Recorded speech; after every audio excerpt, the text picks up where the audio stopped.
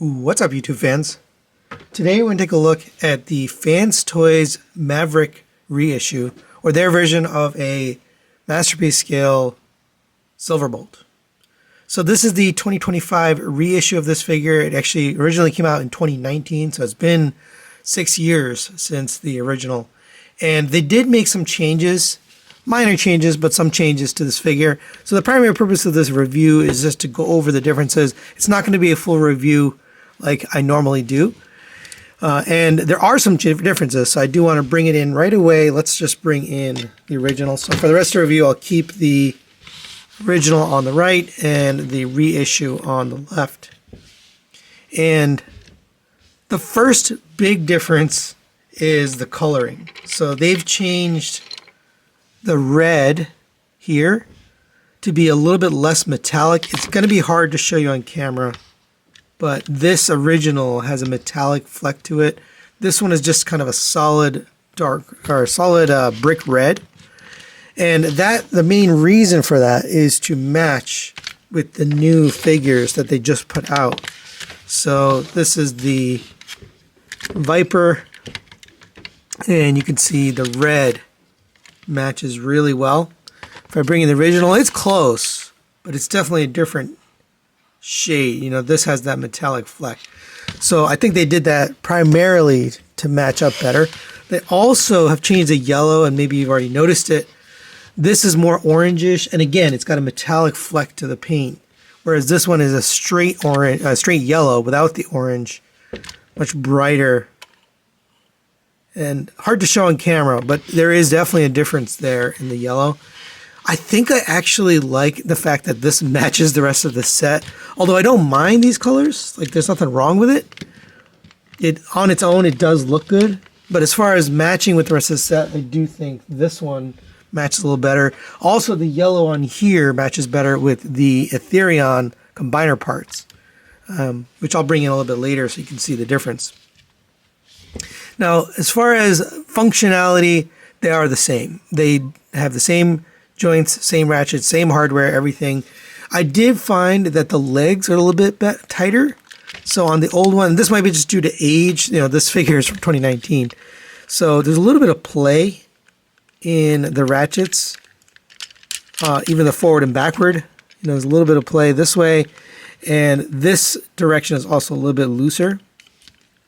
So I found that his legs, and they're filled with die cast, so they're heavy, but a little bit of play in there. And then also the waist swivel is a little bit on the loose side. Nothing terrible, but on the new one, it's really, really tight. So nothing really, moves on you. And the outward movement on the leg is tighter. And again, that could be just due to age, but it does seem to be, a little more solid in terms of the joints. Same for the waist rotation.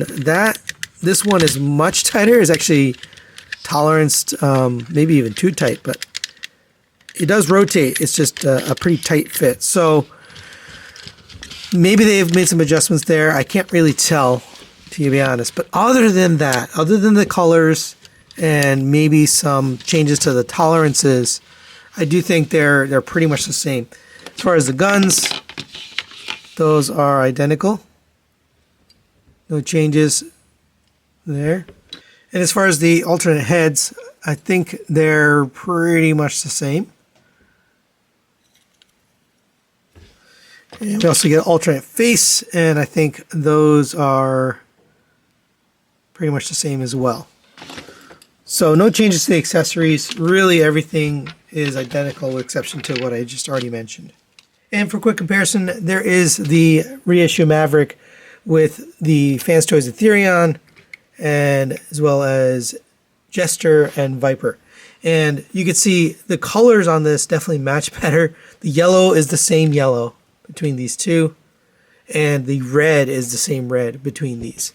And if I bring in the original, you can see that the yellow is not the same and the red is not the same. So I think they wanted to correct that. They wanted to make it the same.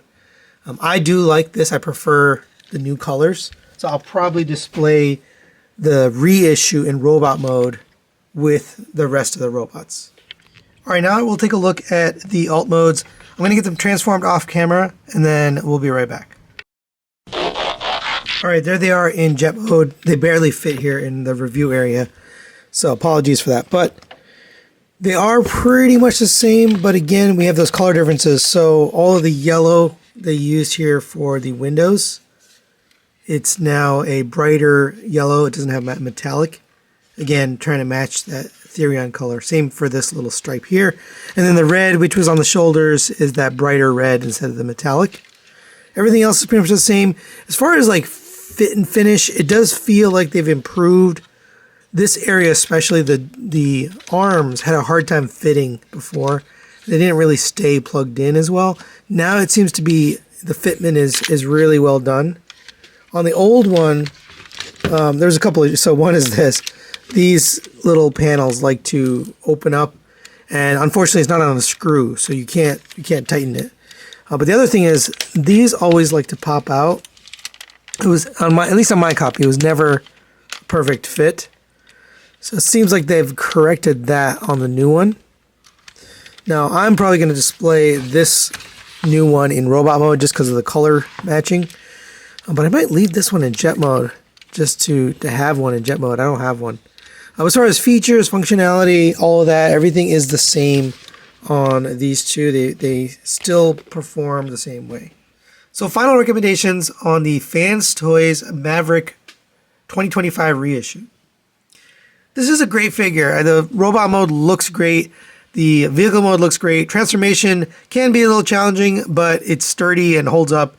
And overall, it just feels like a good figure.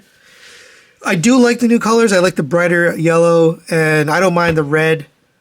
So if you don't have this figure, definitely a nice pickup for a Silverbolt. I think it's the best version of Silverbolt that we've ever had.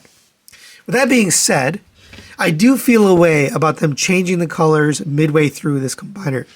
And now that they've reissued this, and we have confirmation that they did indeed change the colors because they changed it on this guy, that does feel a little wrong. They should have either put all of them out with those original colors, then come back and say, okay, we're putting out a variant version, right? 30A1 or something, right? And then give us that other color scheme. But to change it midstream, you end up punishing people who adopted the first version. And I talked about this recently with the X-Transbots figure, the X-Transbots Ron, their version of Ironhide. They put out images of the reissue or updated version, and it has a better looking head, different colors. Instead of being gray, it's white, and the sculpt looks better, and overall the colors look better. And it's kind of like, well, why would somebody buy the first one if they know that they're going to update it and fix it in the second one? And X-Transbots does a lot more often than FansToys. They often fix problems on the second run of figures because they haven't really done all the QC to find all the issues. So FansToys, I don't see that often. This time I do see that. That is kind of a disappointment to me. I think that's kind of not a good business practice. So if you don't have this figure, I definitely recommend it. If you do have it, I'm not sure I'd recommend it. I give it a partial recommendation only if you wanted it for a second mode, like, combined mode or alt mode. But if you're having it just to replace it, I think let's not reward them for this. And I feel the same way about X-Transbots.